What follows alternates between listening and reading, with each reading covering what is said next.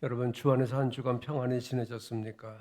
십자가의 사랑과 은혜에 감사하며 예배하는 우리 동은의 가족들에게 하나님께서 주시는 은혜와 소망이 넘치기를 바라고 예배 속에 임재하신 또 주님을 만나는 기쁨이 여러분들 가운데 가득하기를 축복합니다.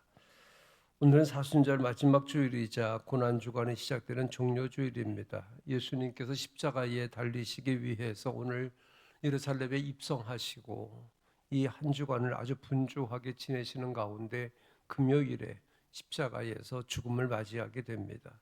왕으로 오시는 예수님은 권력과 통치와 점령을 상징하는 말을 타지 않으시고 겸손을 상징하는 나귀를 타시고 예루살렘에 입성하셨습니다.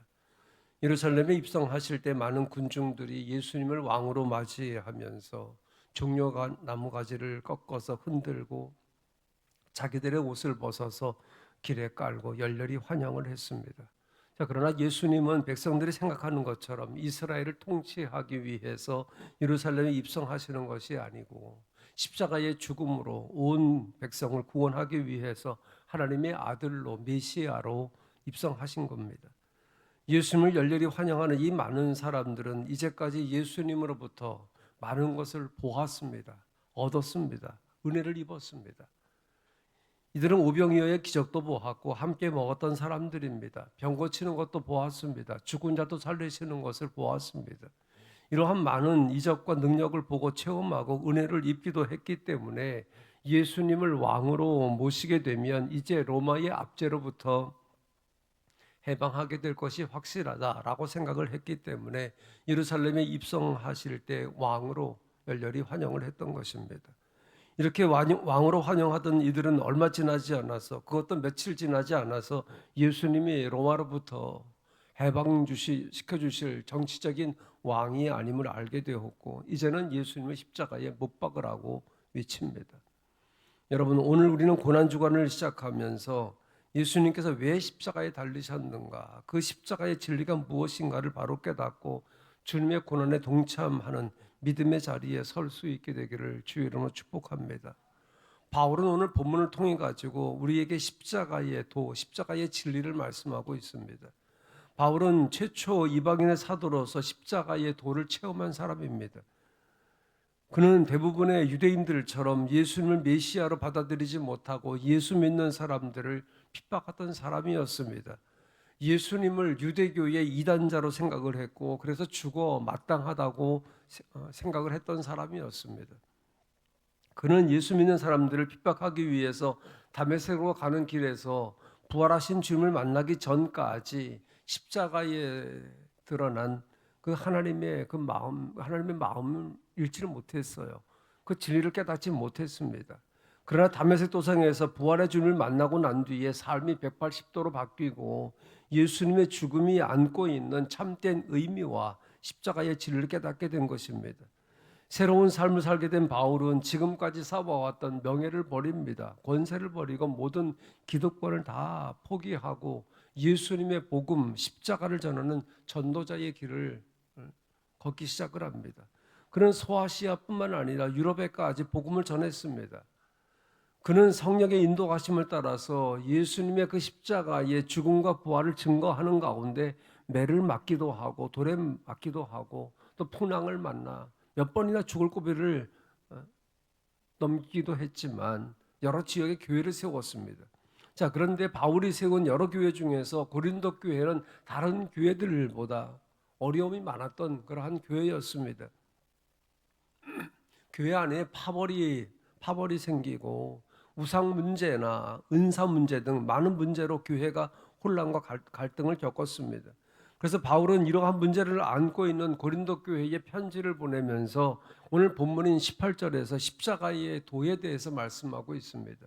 십자가의 도가 멸망하는 자들에게는 미련한 것이요 구원을 받는 우리에게는 하나님의 능력이 됨이라. 바울의 원래 이름 우리 알죠. 사울이었습니다. 큰 자라는 뜻입니다. 커다란 사람이라는 뜻입니다. 그러나 부활의 주님을 만나고 난 뒤에 작은 자라고 하는 뜻을 가진 바울이라고 하는 이름을 가지게 된 것입니다.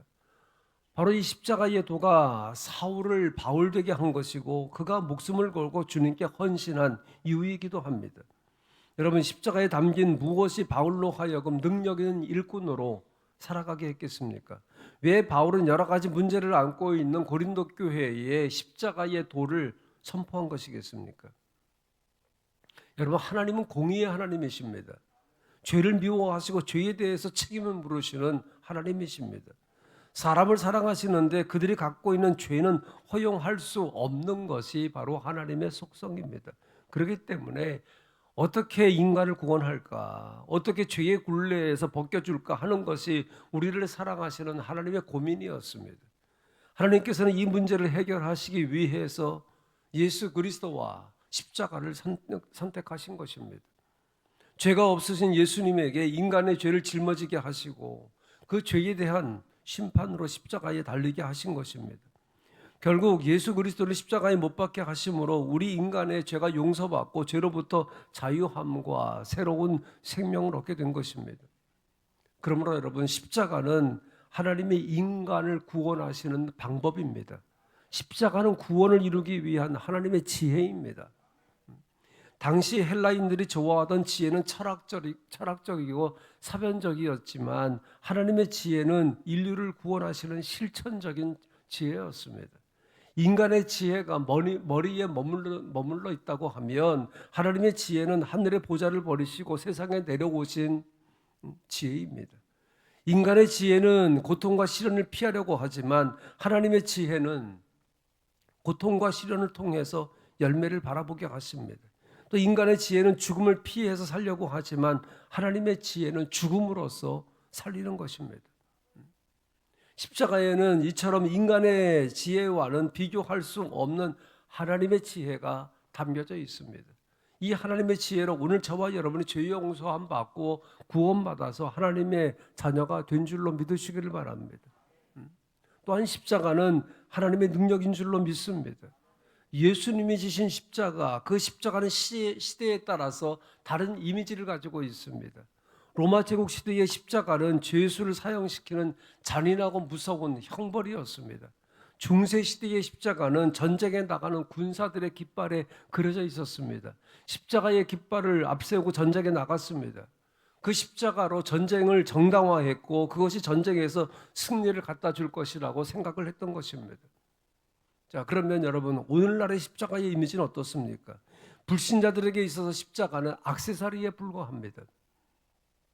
목에 걸고 귀에 걸고 자신을 예쁘게 치장하는 하나의 장신구에 지나지 않습니다. 이처럼 불신자들에게는 십자가는 미련해 보일 뿐입니다. 십자가 귀걸이하고 십자가 목걸이 한다고 해서 다 예수 믿습니까? 아니잖아요. 그 사람들 물어보세요. 믿지 않는 사람도 장신구로 십자가를 목에 걸고 귀에 답니다.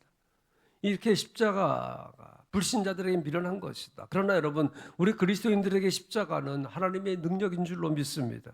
십자가에는 구원의 능력, 생명의 능력이 있는 줄로 믿습니다.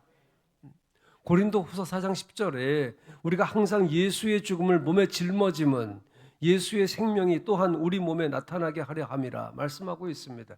이 말씀처럼 예수님의 죽으심으로 인해서 오늘 저와 여러분이 구원을 받고 새 생명 얻은 줄로 믿습니다.